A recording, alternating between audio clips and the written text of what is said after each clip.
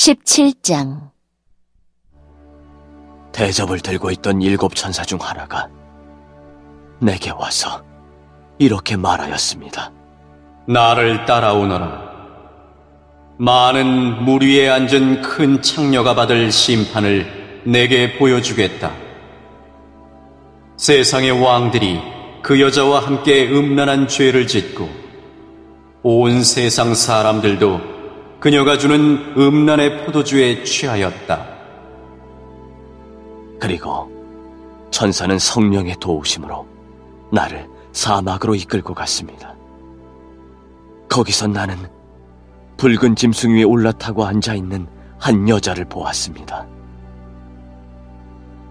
그 짐승의 몸에는 하나님을 모독하는 말들이 가득 쓰여 있었고 7 머리와 10 뿔이 있었습니다. 그 여자는 보라색과 붉은색의 옷을 입고 금과 보석과 진주로 온몸을 치장하고 있었습니다.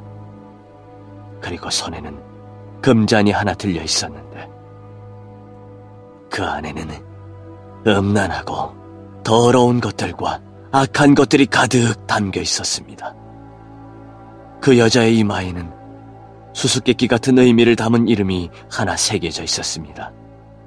그것은 큰 바빌론, 창녀와 이 땅의 악한 것들의 어머니라고 쓰여진 것이었습니다.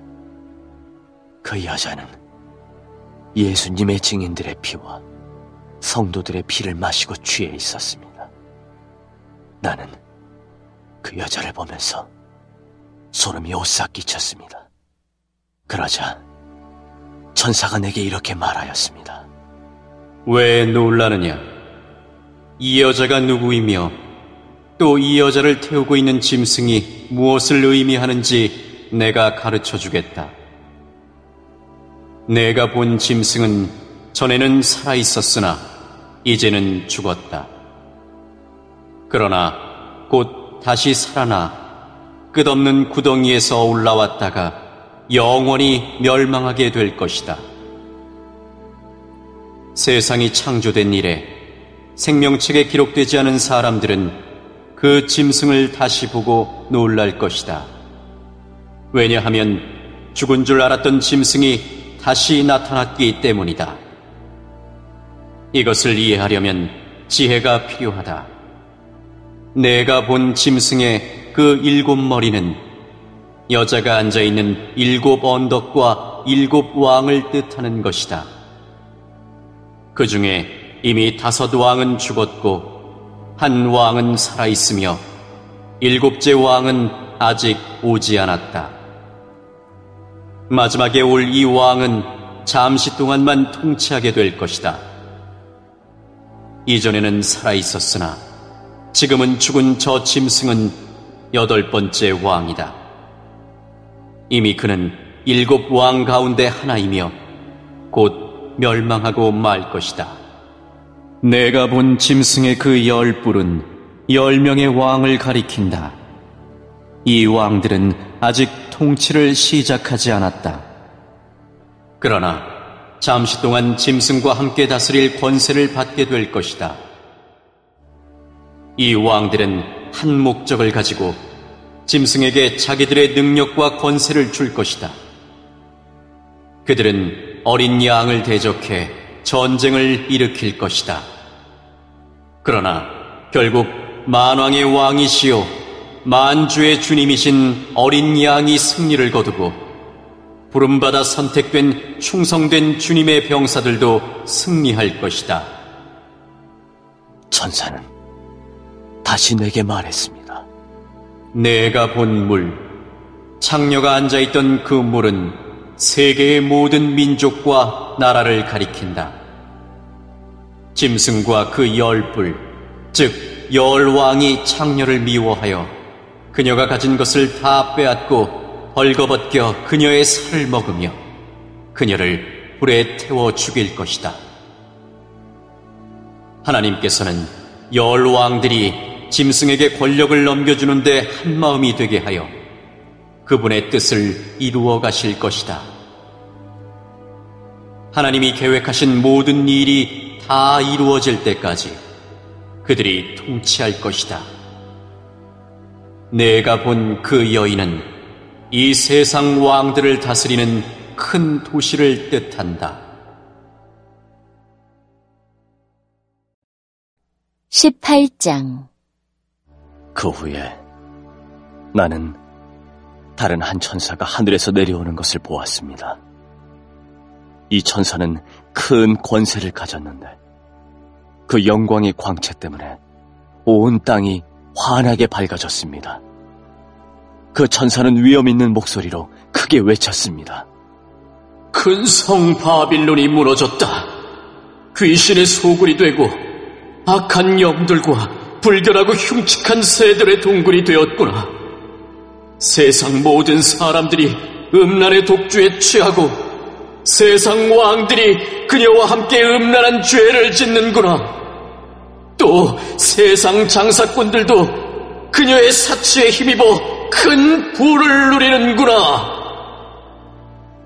계속해서 하늘로부터 들려오는 또 다른 음성을 들었습니다.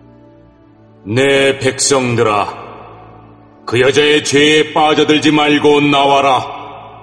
그러면 그녀와 함께 멸망당하지 않을 것이다. 그 성의 죄가 하늘에까지 닿았고 하나님께서는 그녀의 죄악을 기억하신다. 그녀가 다른 사람에게 준 만큼 돌려주고 그녀가 행한 것에 배로 갚아주어라. 사람들에게 많은 재앙의 잔을 부어준 만큼 2배로 채워 그녀에게 마시게 하여라. 그녀가 마음껏 사치와 영화를 누렸으니 그만큼의 고통과 슬픔으로 갚아주어라. 그녀가 속으로 말하기를 나는 여왕의 왕자에 앉아있다. 나는 과부와는 다르다. 내게는 결코 슬픔이 없을 것이다 라고 하였다. 그러므로 끔찍한 이 일들이 단 하루 만에 그녀에게 임할 것이다. 죽음과 슬픔과 기근이 찾아오고 그녀는 불에 타 죽고 말 것이다. 전능하신 하나님의 심판이 내리기 때문이다.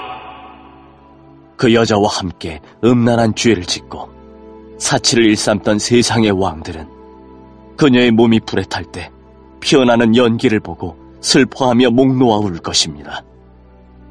그녀가 당하는 고통을 무서워하여 멀리 서서 이렇게 말할 것입니다. 끔찍하다. 끔찍하다. 강한 바빌론 성이 이렇게 되다니.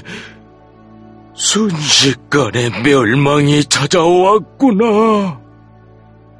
땅 위의 장사꾼들도 그녀 때문에 슬퍼할 것입니다. 왜냐하면 더 이상 자신들의 물건을 사줄 사람이 없기 때문입니다. 그들이 팔았던 물건은 금, 은, 보석, 진주, 모시, 자주옷감, 비단, 붉은 옷감, 각종 향나무, 상아로 만든 물건, 값진 목재, 청동, 철, 대리석, 계피, 향료, 향수, 향유, 유향, 포도주, 올리브기름, 고운 밀가루, 밀, 소, 양, 말, 수레, 종, 그리고 사람의 목숨까지도 있었습니다. 장사꾼들은 말할 것입니다. 바빌론아, 네가 그렇게도 탐내던 좋은 것들이 네 곁에서 다 떠나버렸구나. 내가 가졌던 모든 부와 호화스러운 것들이 사라졌으니 내가 다시는 이런 것을 볼 수 없겠구나. 그녀 덕택에 부자가 된 장사꾼들은 자기들에게도 화가 미칠까 두려워 가까이 가지 못하고 멀리서 바라보며 슬프게 울 것입니다. 그리고 이렇게 말할 것입니다. 끔찍하다. 큰 성이 이렇게 무너지다니. 고급 모시 옷과 자줏빛, 붉은빛 위장하고 금과 보석과 진주로 꾸민 내 모습은 어디로 갔는가? 한순간에 그 큰 부가 다 사라져버렸구나. 모든 선장과 승객들과 선원들과 바다에서 일하는 사람들이 바빌론에서부터 멀리 떨어져서 불에 타는 성을 바라보며 큰 소리로 말할 것입니다. 이 세상에 저만큼 화려했던 도시가 또 있었을까? 그들은 머리에 재를 뒤집어 쓰고 슬피 울며 외칠 것입니다. 끔찍하다. 저 큰 성이 저렇게 무너지다니. 바다에서 배를 소유한 자들은 모두 저 성의 재물로 말미암아 다 부자가 되었는데, 그 부도 한순간에 사라지고 마는구나. 하늘이여, 이로 말미암아 기뻐하여라. 거룩한 백성과 사도들과 예언자들아, 기뻐하여라. 그 성의 악한 행위를 하나님께서 심판하셨다. 그때 한 힘센 천사가 맷돌 같은 큰 돌을 집어들어 바다에 던지며 이렇게 말했습니다. 큰 성 바빌론을 이렇게 던져버릴 것이다. 그리하여 그 성이 다시는 일어나지 못할 것이다. 즐거운 음악도 그치고 검은고와 통소와 나팔 소리도 내 귀에 다시는 들리지 않을 것이다. 일하는 자도 보이지 않고 맷돌 가는 소리도 그칠 것이다. 또 등불 빛이 다시는 비치지 않으며 신랑 신부의 즐거운 소리도 듣지 못할 것이다. 그 성의 장사꾼들은 세상을 휩쓸고 다니며 큰 돈을 벌었고 내 속임수에 모든 나라가 속임을 당하였다. 이제 예언자와 거룩한 백성들과 이 땅에서 죽임당한 사람들의 피의 대가를 치러야 한다.